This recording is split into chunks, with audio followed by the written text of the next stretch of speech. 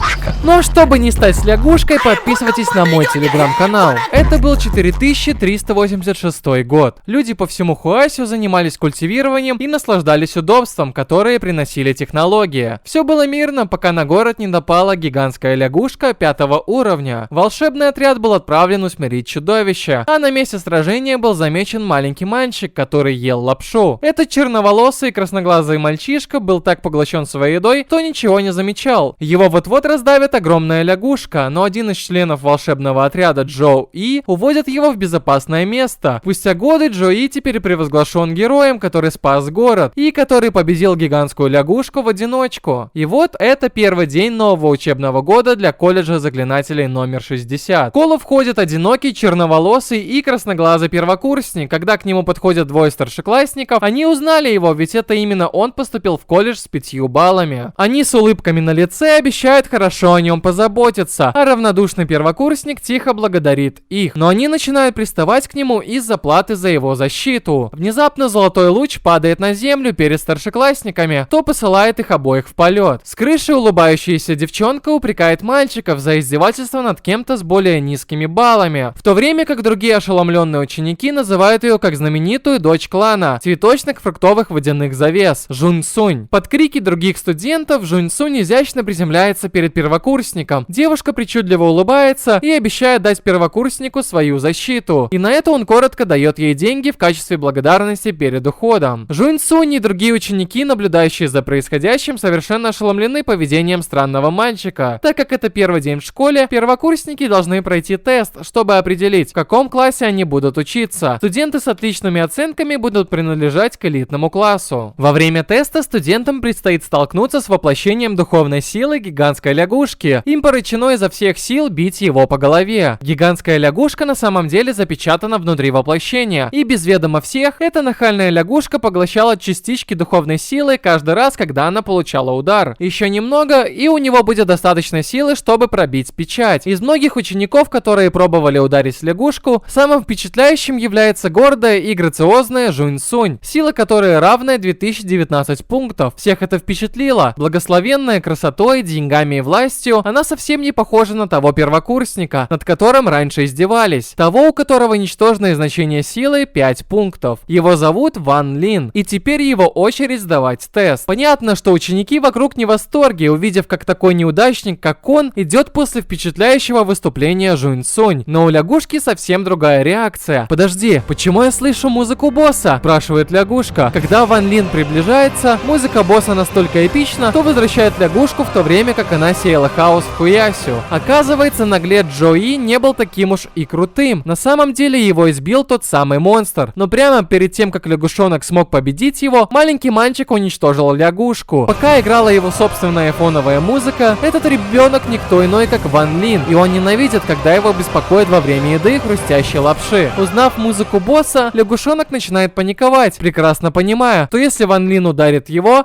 душа и дух будут стерты. Тем временем Ван Лин думает про себя, что ему следует сдерживать свою духовную силу до минимума и делать вид, что он очень сильно старается. Итак, со своим боевым ключом... Ван Лин неуверенно подбегает к лягушке, но прежде чем он успел по ней ударить, происходит что-то странное. Экран, транслирующий его выступление, выключается, и когда трансляция возвращается, гигантская лягушка лежит на спине. Все в шоке от этого, а калькулятор силы начинает работать с перегрузкой, демонстрируя кучу девяток на его счету.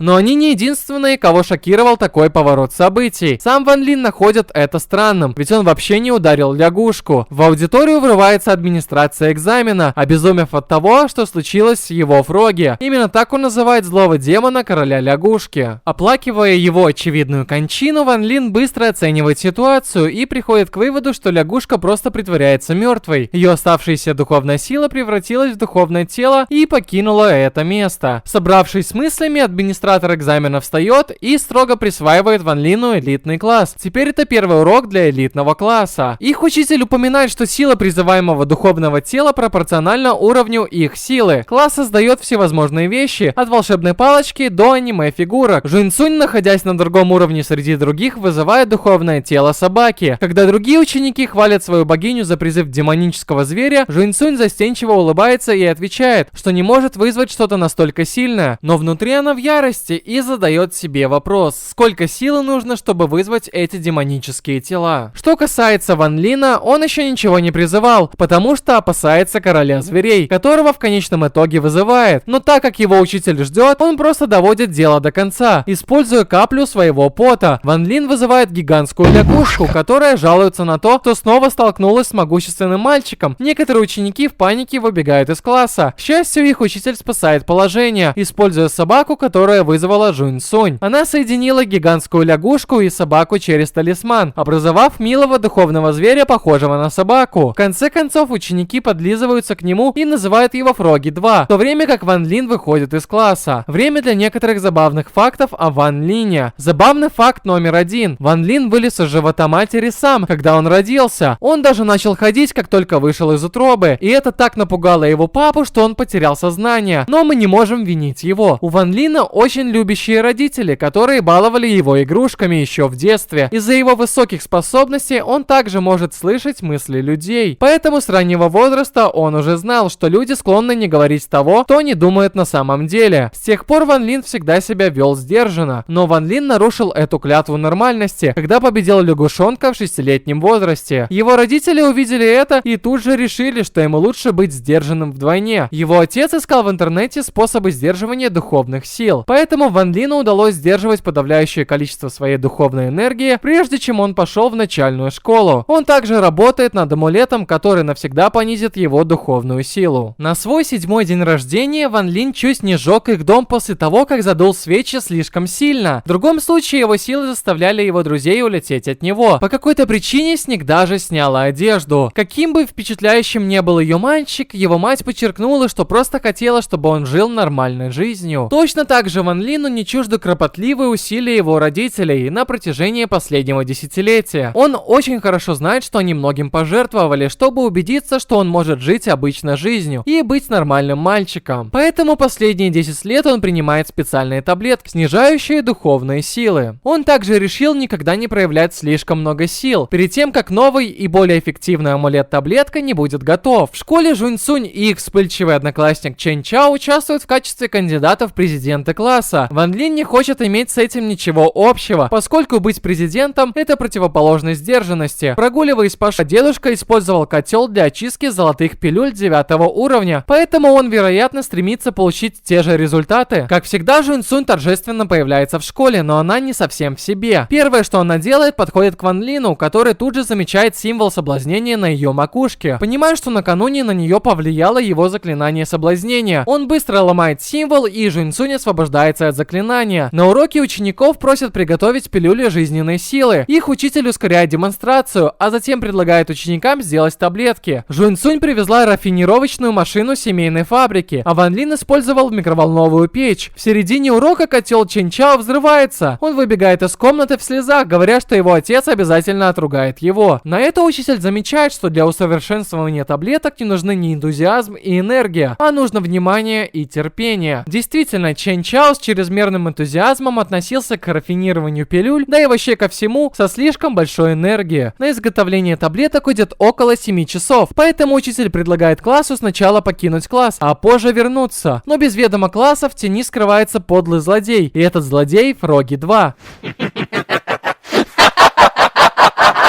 Теперь, когда собака осталась одна в комнате, она планирует съесть одну из волшебных печей ученика. К счастью, Ван Лин прибывает как раз вовремя, прежде чем Фроги 2 сможет его проглотить. В конце концов, он преследует его за пределами комнаты. Все еще обезумев от повреждения своего котла, Чен Чао вспоминает, как умолял отца позволить ему принести их семейный котел в школу. Тем временем Ван Лин моет печь Го Хао, которую он спас от плохой собачки. Го Хао видит, что он держит его печь и требует объяснений. Ван Лин объясняет, что Фроги 2 засунул печь Го Хао в рот, поэтому он вынул ее и вымыл. Между тем, дьявол разума уже поглотил разум Чен Чао, что произошло из-за его беспокойства по поводу его котла. Что касается Го Хао, он пытается выстрелить Ван Лина своим пентатоксичным зельем за то, что возился с его котлом. Увы, Чен Чао приближается к ним, когда Го Хао уже выстрелил, так что он получает удар и даже выпивает часть этого зелья. В то время как Го Хао паникует, Ван Лин полностью небрежно относится ко всему всему этому. И он даже собирается исцелить Чон Чао своими силами. Но Гоу Хао останавливает его и убеждает помочь ему самому сделать противоядие. Хотя он думает, что эффекты зелья не так уж и плохи, в конце концов он уступает чрезмерно драматичному Гоу Хао. Пока они варят зелье, Фроги 2 подходит к печи, чтобы попробовать съесть его. Но на этот раз Гоу Хао быстро мешает его усилиям. Но это приводит их к тому, что они узнают, что Фроги 2 может ускорить процесс нагрева. Ван Лин удивился, узнав об этом. Итак, двое злых парней решили использовать бедного Фроги 2, чтобы ускорить дела. Помимо своих способностей, Фроги 2 также используется в качестве подопытного Гоу Хао. Может быть, ему все-таки стоило позволить Ван Лину уничтожить его. Вскоре после этого их учитель и другие одноклассники направляются в комнату. Гоу Хао пытается остановить их, но безуспешно. К счастью, Ван Лин достаточно быстр, чтобы скрыть Чен Чао из виду. Учитель осматривает Гоу Хао и находит золотую таблетку, которая приносит ему довольно высокую оценку. Ошеломленный Гоу Хао почти готов расплакаться, поскольку предполагает, что Ван Лин положил таблетку, которую он сделал, в его печь. Что касается Ван Лина, то его печь произвела сгоревшую пилюлю, за что он получил от учителя. Это заставляет Гоу Хао расчувствоваться, поскольку он считает, что Ван Лин взял его вину на себя, чтобы он мог получить более высокую оценку. И поэтому Гоу Хао считает его своим другом на всю жизнь. Но в том-то и дело, что Ван Лин вообще ничего не делал. Его микроволновка сделала плохую таблетку, а золотая пилюля, которую сделал Гоу Хао, была в его печи, пока он готовил противоядие. И поскольку Фроги 2 манипулировал процессом нагрева, это также повлияло на таблетку Гоу Хао. В конце концов, Чен Чао наконец приходит в себя, и Гоу Хао говорит ему, что он и Ван Лин нашли его лежавшим на земле от истощения. Затем он обращает внимание на установленный позади него котел, над которым Чен Чао плачет в знак благодарности. Повернувшись к Ван Лину, рыдающий парень страстно обнимает его. Но чего Чен Чао не знает, так это того, что его отремонтированный котел — это все благодаря Фроги 2, который остается неблагодарным во всем этом. Это был долгий и сумасшедший день, полный ошибок и недоразумений. Но именно благодаря этим недопониманиям прекрасная дружба сейчас расцветает между этими тремя парнями и девочкой Уэнсдей. Ну а если вы хотите продолжение, вы и сами знаете, что делать. С последней парты напишу тебе песню, но не для топ-чарта.